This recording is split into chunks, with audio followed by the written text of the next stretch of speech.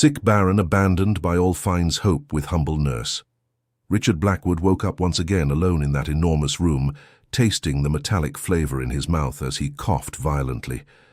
The mansion's hallways were too quiet, as if everyone had abandoned the place, leaving only the echo of his own groans of pain.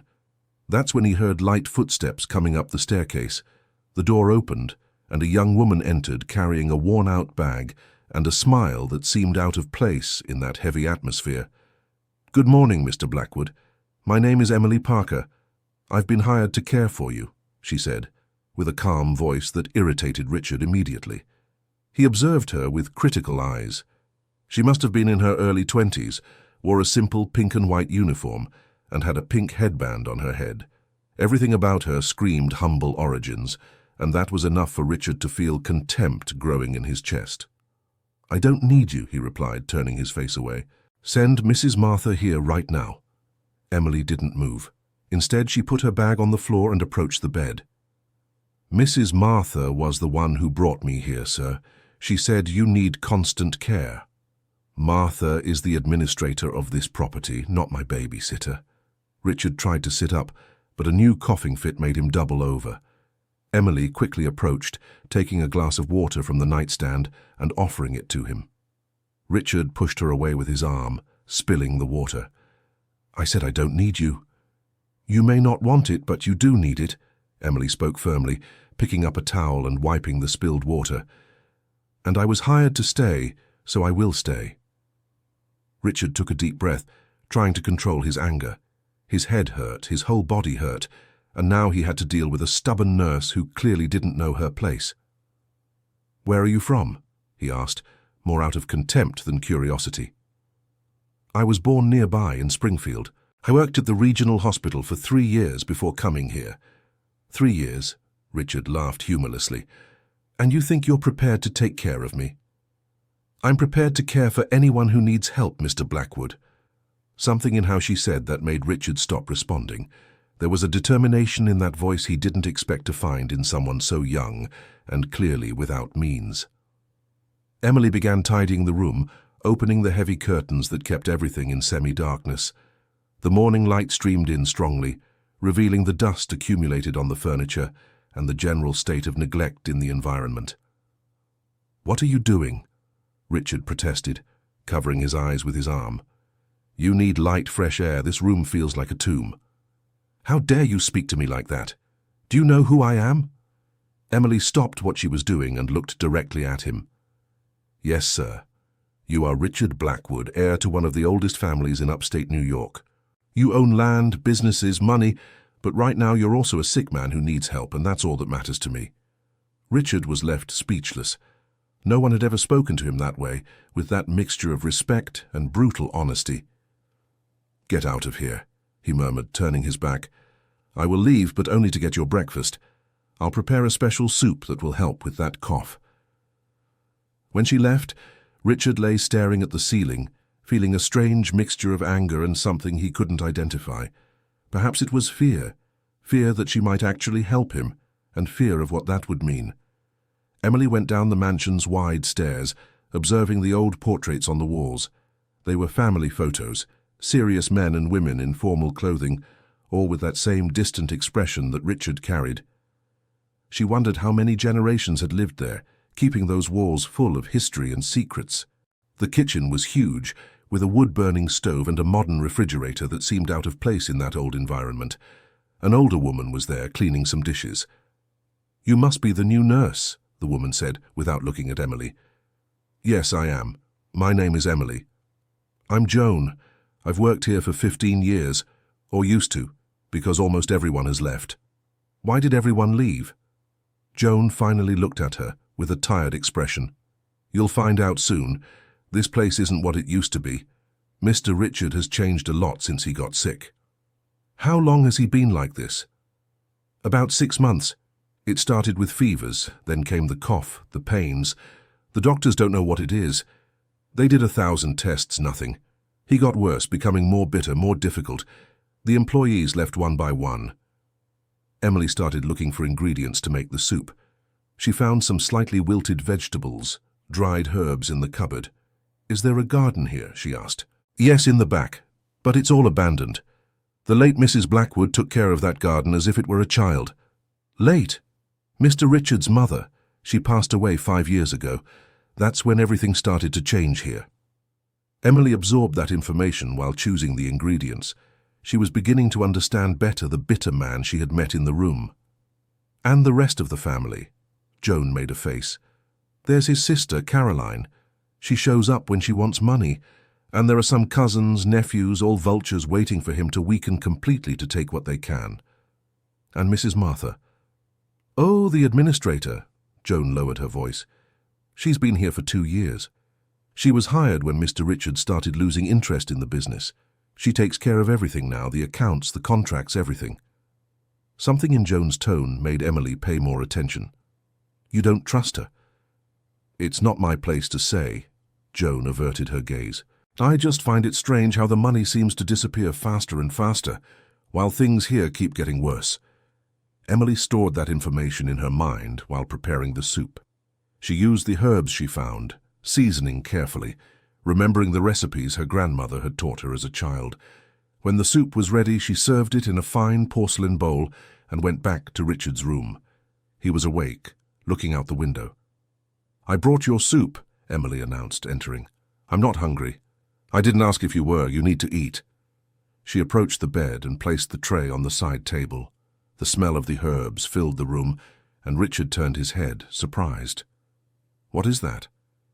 Vegetable soup with herbs. It will help with the inflammation and the cough. I don't want poor people's home remedies. Emily took a deep breath, counting to 10 mentally. You've already tried the rich doctor's medicines. Did they work? Richard didn't answer because both knew the answer. So maybe it's time to try something different. Emily picked up the spoon and filled it with some soup. Are you going to eat? Or are you going to keep being stubborn until the end? Who do you think you are to talk to me like that? I'm the person who's here trying to help while everyone else ran away. That hit Richard in a way he didn't expect. He looked around the empty room, then back at Emily, and something in his expression changed, became less harsh. All right, he murmured, but I'll eat by myself. He took the bowl and spoon, bringing the first sip to his mouth. The taste was surprisingly good, comforting in a way he hadn't felt in months. What's in here? Family secret. Emily smiled for the first time, and Richard noticed it was a genuine smile without falseness. He continued eating in silence, and Emily took the opportunity to tidy up the room better, changing the sheets on the armchair beside the bed where she clearly intended to spend the night. Are you going to sleep here? Richard asked. Yes, I am. You need constant care, especially at night. I don't authorize this. You don't need to authorize it. It's part of my job. When Richard finished the soup, he felt better than he had in weeks. His cough eased a bit, and he was able to breathe more deeply. Rest now, Emily said, taking the empty bowl. I'll be back in a few hours with lunch. She left the room, leaving Richard alone with his thoughts. For the first time in a long while, he didn't feel completely abandoned. Dear listener, if you're enjoying the story, take a moment to like and especially subscribe to the channel. It really helps us who are just starting out. Now continuing. Later that day, Emily was exploring the garden when she heard voices coming from the office on the ground floor. One was a woman's voice, sharp and irritated. The other was more controlled, calculating. I don't understand why you hired a nurse now, Martha, said the woman's voice. Richard is so close to the end. Why spend money on this? Emily moved closer to the open window, hiding behind the curtains to hear better. Caroline, we need to keep up appearances, replied the voice that must have been Martha's. If your brother passes away without proper care, there could be questions. Besides, the nurse is cheap. She came from a small agency, almost for free. Almost for free is still an unnecessary expense. That money should be with me. The money will be with you, with all of us when the time comes, but it has to be done the right way. Emily felt a chill down her spine. It was clear that those two women didn't want what was best for Richard. On the contrary, they seemed to be hoping he would get worse. What about the documents? Caroline asked. Has he signed them yet? Not yet. It's been hard to get him to sign anything lately. He's become suspicious. Then make him sign soon. We don't have time to waste. If he gets better, if some doctor finds out what he has, we could lose everything. Calm down, I have everything under control. Emily heard footsteps approaching and quickly moved away from the window, returning to the garden as if she were just observing the plants. Her heart was racing. She needed to warn Richard, but she knew it would be hard to make him believe her words over those of his own sister and the administrator. She spent the rest of the afternoon gathering herbs in the abandoned garden. She found mint, lemongrass, guaco leaves, all a bit wild but still usable. As she gathered them, she thought about how to broach the subject with Richard. When she returned to his room late in the afternoon, she found an older man sitting in the armchair by the bed. He had white hair and calloused hands from a lifetime of hard work. "Good afternoon," Emily greeted. "Who are you?" "Joe, the gardener, or I was, before almost everyone left." He stood up, removing a worn-out cap. "I saw you gathering herbs out in the garden. I was curious." "I'm making soups and teas to help Mr. Richard." Joe smiled, a sad smile. Mrs. Blackwood, his mother, used to do the same thing. She planted all those herbs, took care of them with such affection.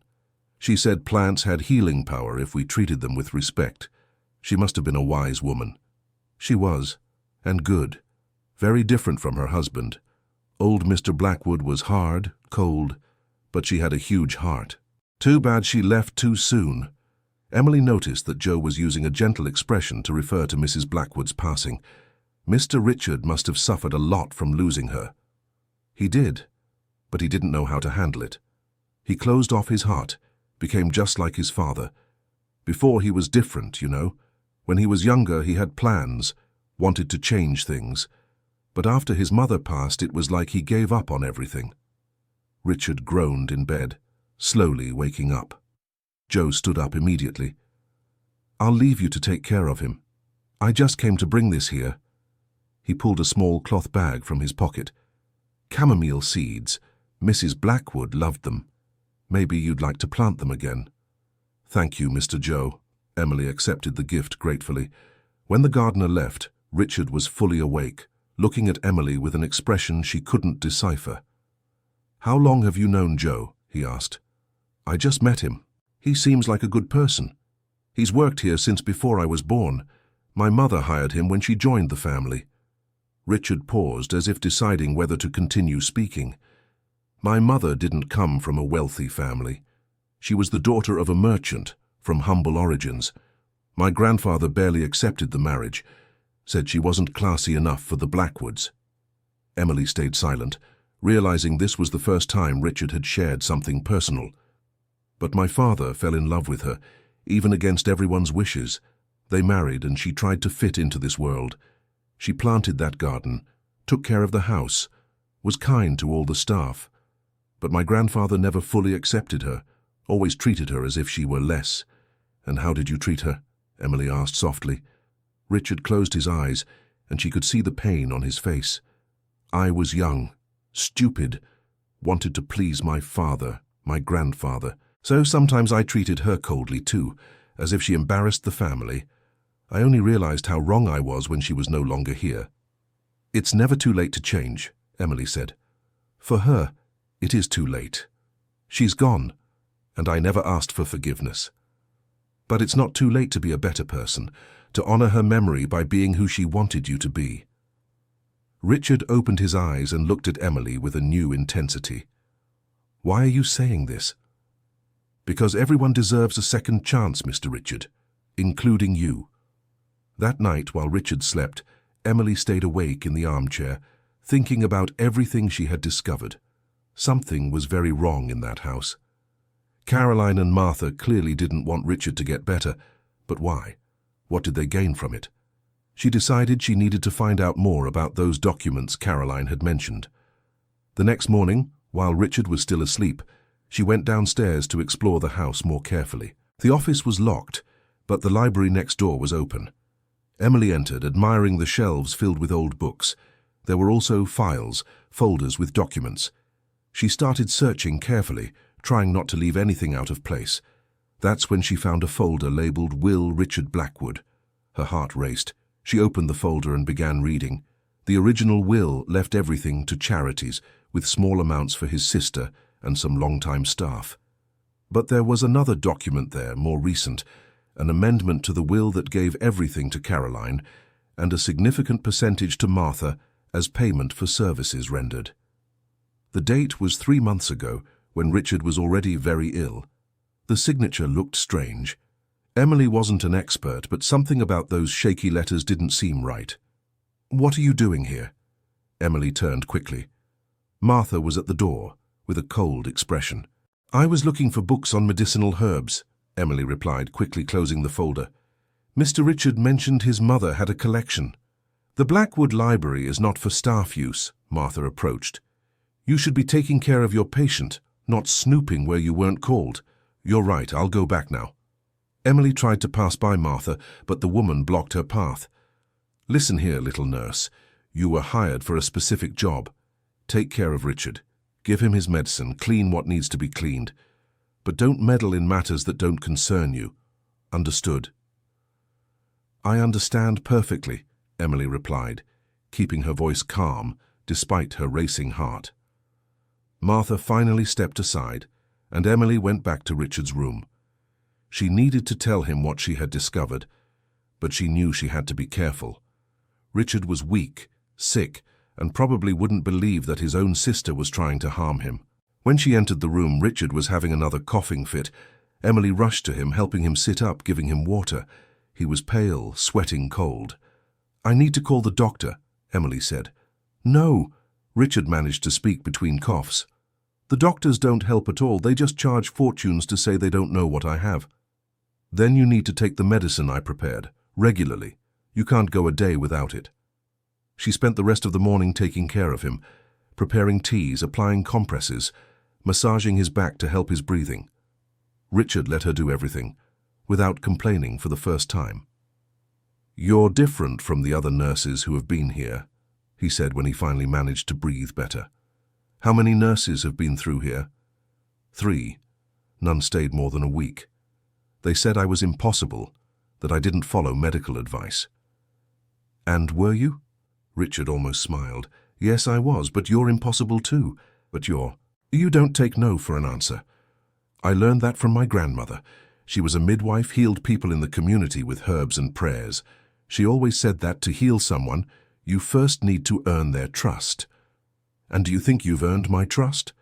Emily looked at him directly. "Not yet, but I will."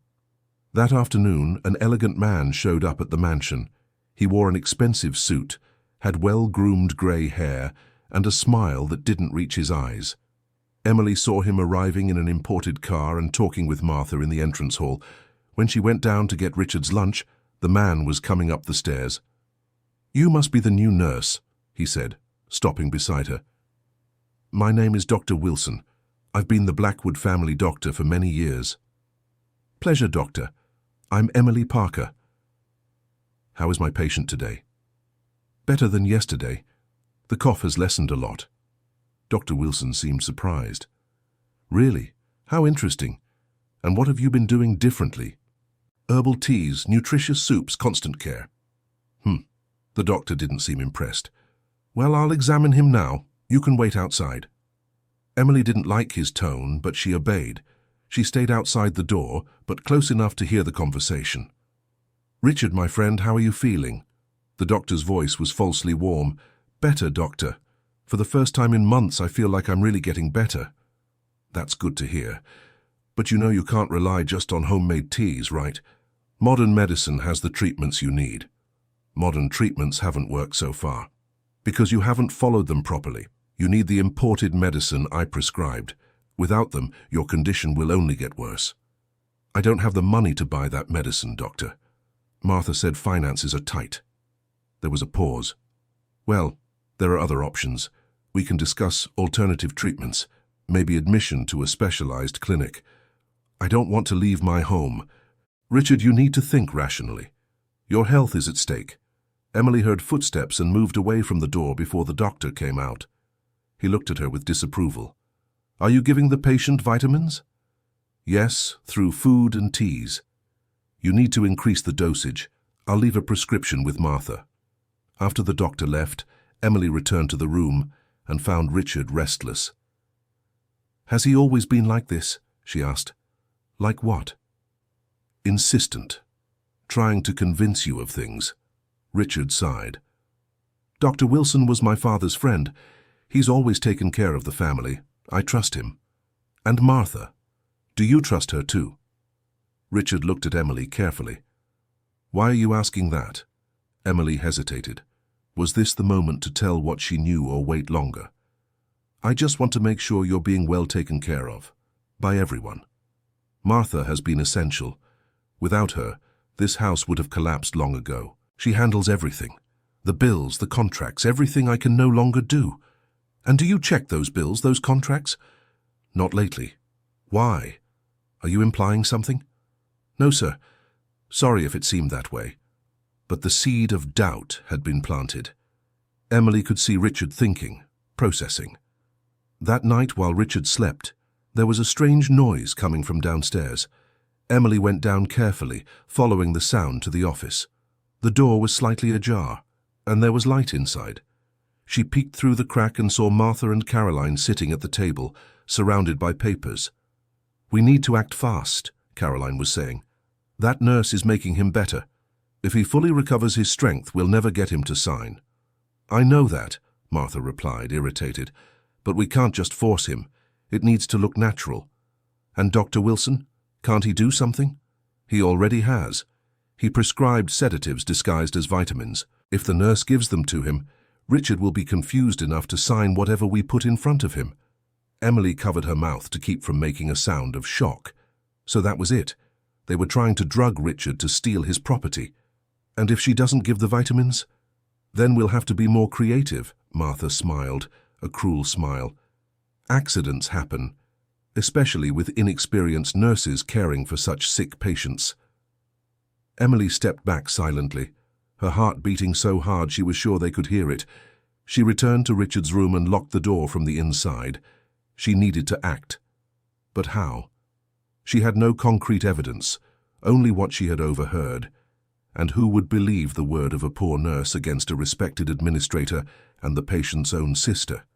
She stayed awake all night, standing guard, thinking of a plan. In the morning, when Martha personally brought the vitamins the doctor had prescribed, Emily accepted them with a smile. "I'll give them to Mr. Richard with breakfast," she said. "Make sure he takes them. They're very important for his recovery." As soon as Martha left, Emily threw the pills out the window. She didn't know exactly what was in them, but she was sure it was nothing good. When Richard woke up, she prepared his breakfast with even more care than usual. She needed to keep him strong, alert, so that when she told him the truth, he would be in a condition to believe and act. "How are you feeling today?" she asked. "Better, much better." Richard sat up in bed without help for the first time in weeks. "Whatever you're doing, it's working." "It's the power of herbs and constant care," Emily smiled. "And also because you're fighting. That makes a difference."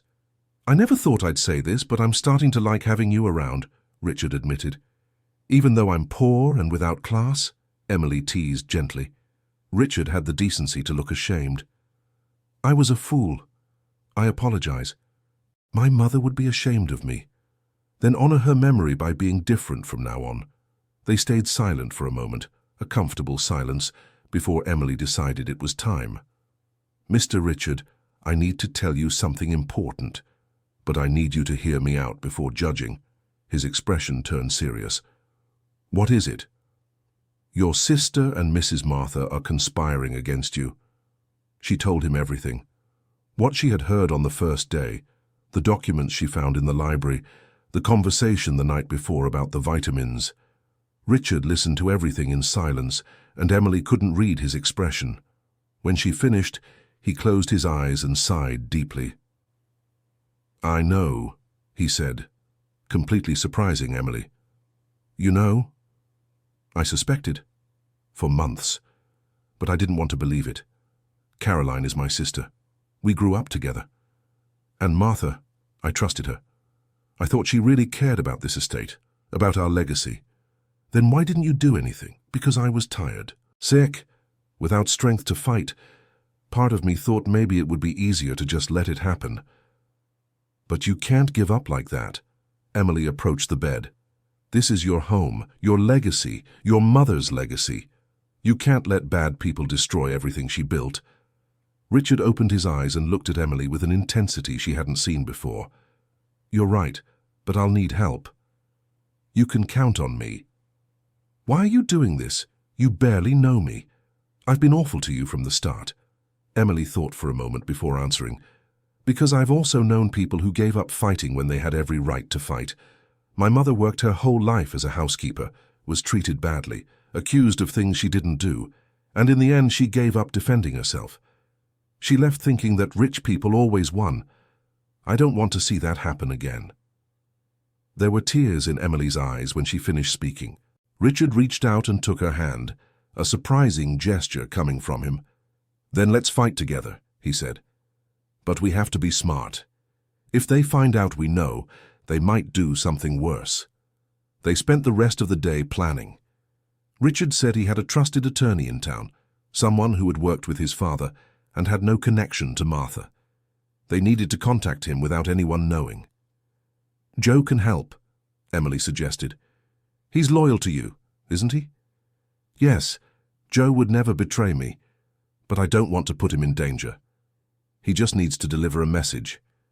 He doesn't need to know the details. When Joe appeared that afternoon to water the garden plants, Emily went down to talk to him.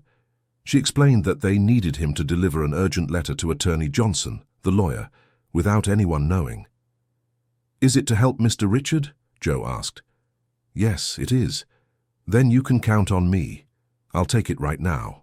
As Joe left with the letter hidden under his coat, Emily returned to the room. They needed to keep up appearances, act as if nothing had changed. When Martha appeared to check if Richard had taken the vitamins, Emily lied and said yes. Richard was lying in bed, pretending to be sleepier than he really was. How is he? Martha asked. A bit confused today. I think he's still very weak. Keep giving him the vitamins. They're essential. After Martha left, Richard opened his eyes. She's testing to see if the pills are working, he said. Then tomorrow we need to make you seem more confused, weaker. I can do that. I've spent the last few months like that anyway. Dear listener, if you're enjoying the story, please take a moment to like and especially subscribe to the channel. It really helps us who are just starting out. Now continuing. The next morning, Attorney Johnson arrived at the mansion. He was a man in his 60s, thin, with round glasses and a kind expression. Martha was visibly uncomfortable with his presence. Attorney Johnson, what a surprise, she said, trying to hide her irritation. No one told me you were coming. I received an urgent letter from my client, Mr. Richard Blackwood.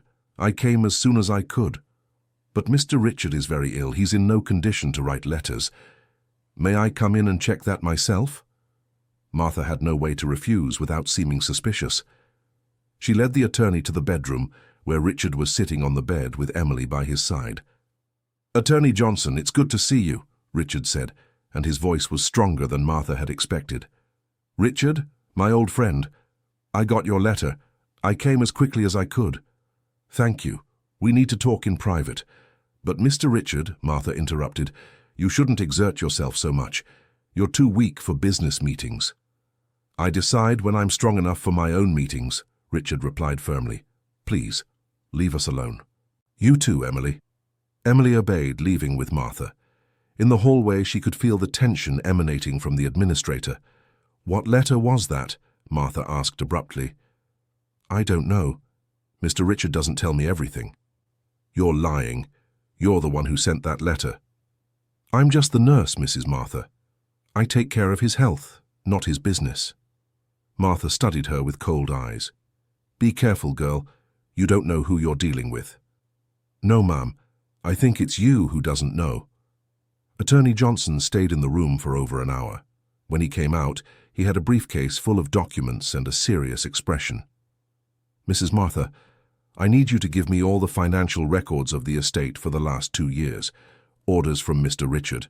That's highly irregular. It's perfectly regular when the owner of the estate requests it. Or would you prefer I bring in the proper authorities to ensure the documents are handed over? Martha turned pale. No, That won't be necessary. I'll prepare the documents. After the attorney left, promising to return the next day, Martha rushed to make a phone call. Emily, who was passing through the hallway, overheard part of the conversation. "Caroline, we have a problem. The attorney came. Richard is more lucid than he should be. No, I haven't been able to give him the medicine. That damn nurse is getting in the way. We need to act now before he finds out everything." Emily hurried back to the room and told Richard. "They're going to try something tonight," he said. "We need to be prepared. I'll lock the door, and I'll stay awake all night. I'll stay awake too. Together, they won't catch us by surprise." Night fell over the mansion like a heavy cloak. Emily turned off the lights in the room, but stayed in the armchair, fully alert. Richard was lying down, but his eyes gleamed in the darkness, also awake. It was almost midnight when they heard footsteps in the hallway. They weren't normal footsteps. They were stealthy, trying to be silent. Emily stood up and moved beside the door. The doorknob turned slowly. Someone tried to open it, but the door was locked. There was a silence, then a whisper from the other side. "It's locked." "Then we need another plan." Emily recognized the voices of Martha and Caroline. Her heart was pounding, but she stayed calm. After a few minutes, the footsteps faded away. But Emily knew they hadn't given up. Something was about to happen. That's when she smelled it. Smoke. "Mr. Richard, do you smell that?" Richard sat up in bed, sniffing the air. "Fire. There's a fire in the house." Emily ran to the window and looked out. She could see flames starting to climb up the side of the mansion, coming from the floor below. "They set the house on fire," she said, disbelief in her voice. "We need to get out of here." Richard tried to get up, but he was too weak. Emily helped him, putting his arm over her shoulders. "Can you walk?" "I have to." They unlocked the door and stepped into the hallway, which was already starting to fill with smoke. Emily guided Richard toward the stairs, but when they reached the top, they saw that the fire had spread quickly, blocking the main exit. "The back stairs," Richard said, coughing. "Through the servants' wing." They changed direction, moving as fast as they could. The smoke was getting thicker, burning their eyes and throats. Emily could hear Richard struggling to breathe, but he kept moving. When they finally reached the back stairs, they found Joan helping Joe out. "Mr. Richard," Joan shouted. "Thank God! All of you get out," Richard ordered. "Quickly!"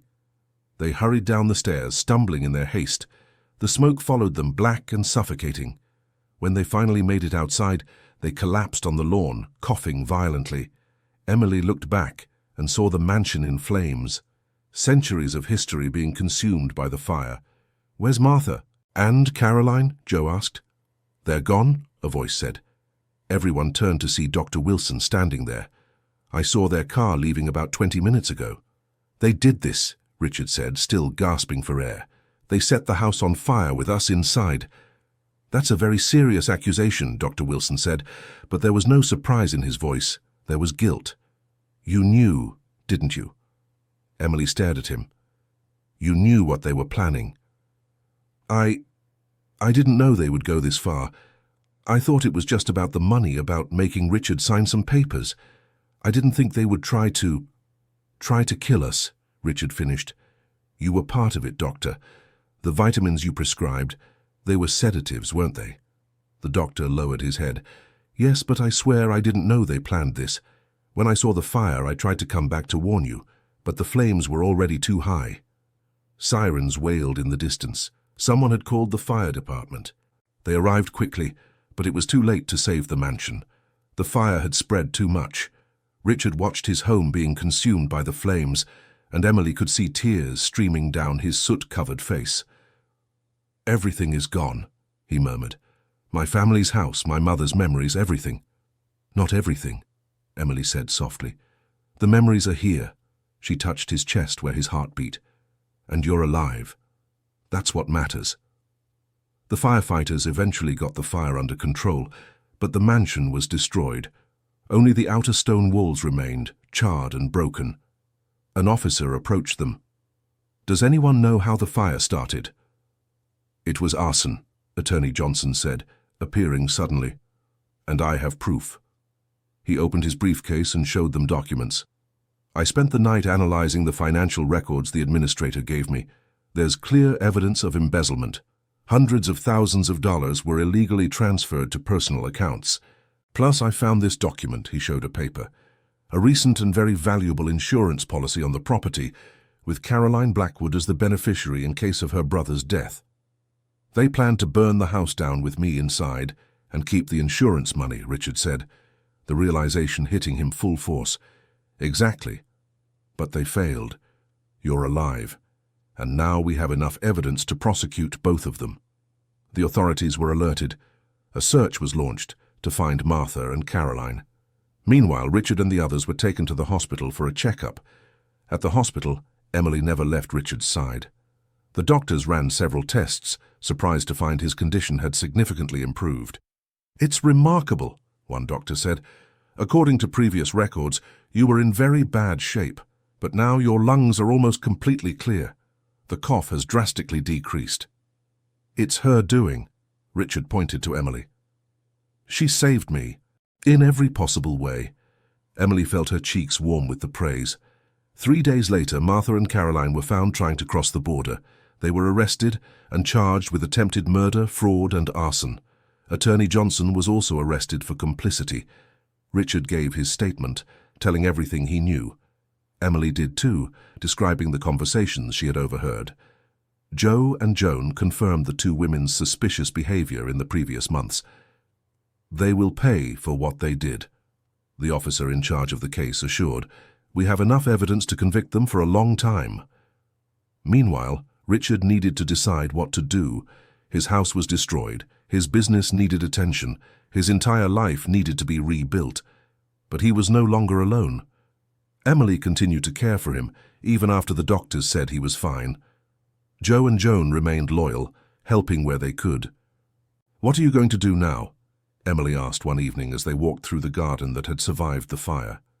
"Rebuild," Richard answered, "but not like before. I don't want a cold, empty mansion. I want something different." "What?" "I don't know exactly yet, but I know I want to honor my mother. She always wanted that property to be a place of life, of hope, not a tomb for dead traditions."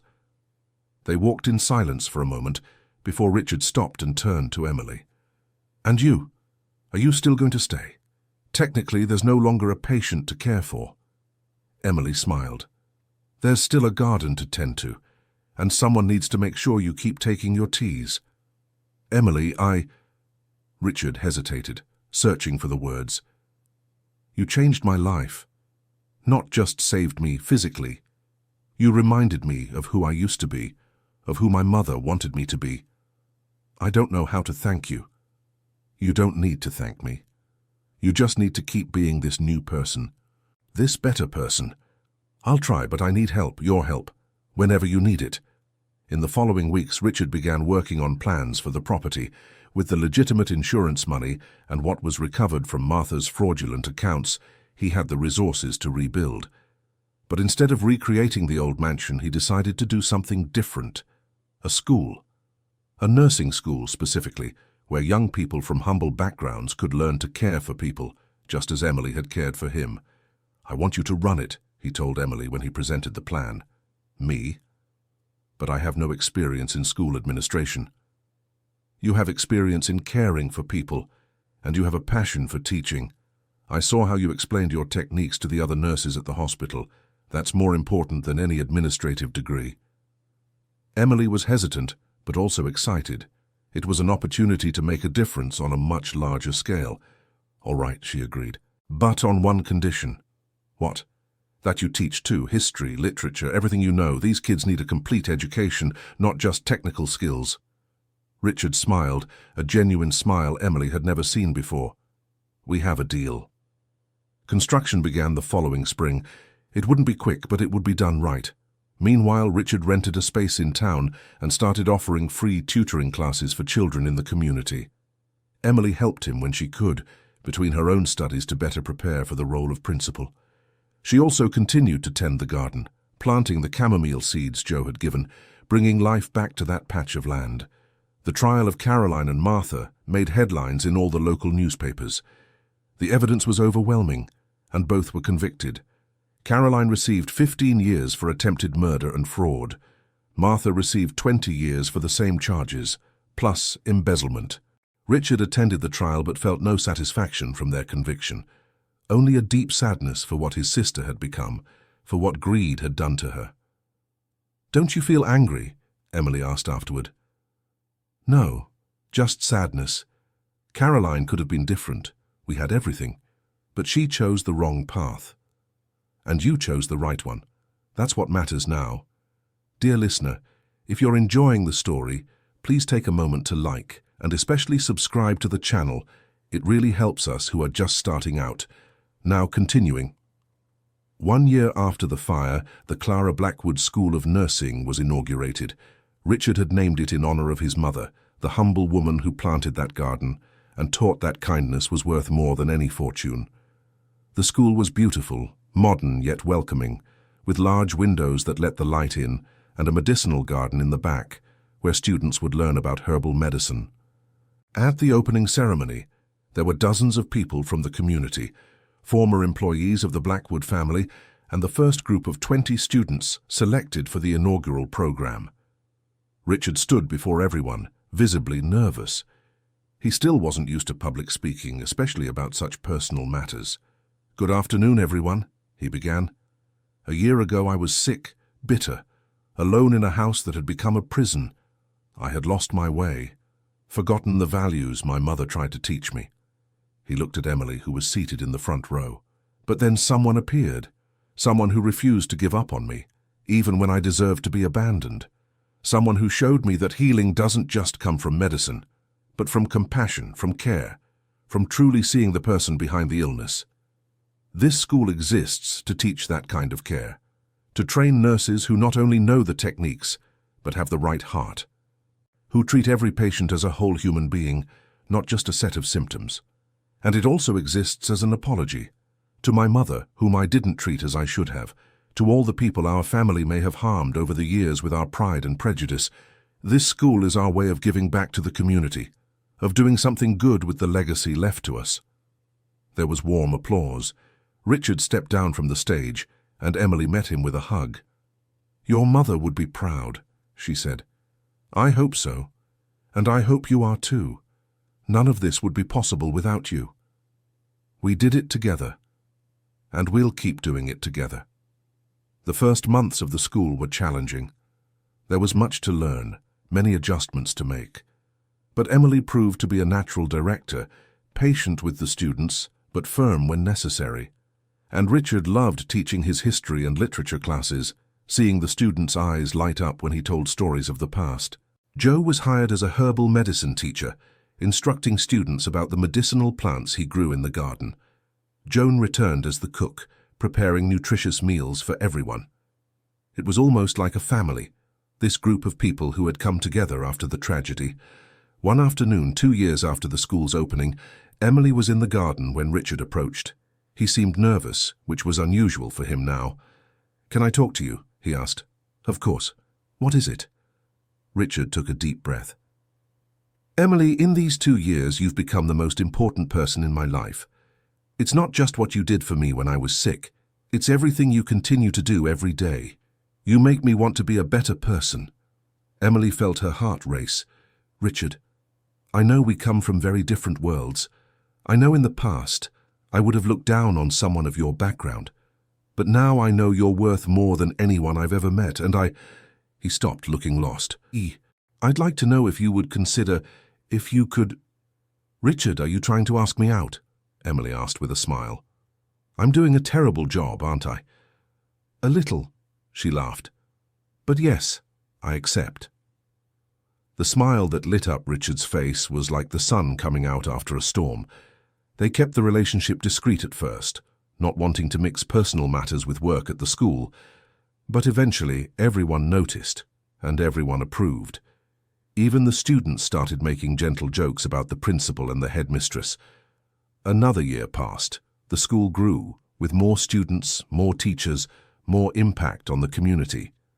Graduates from the first class began working in local hospitals, carrying with them the values they had learned. One day, a former student returned to the school with a story. "Professor Emily, "Professor Richard," he said, emotional. "I need to tell you what happened. I was caring for an elderly patient at the hospital, a difficult man who pushed away all the nurses. But I remembered what the professor taught me, that behind anger there's often fear, and behind coldness there's pain.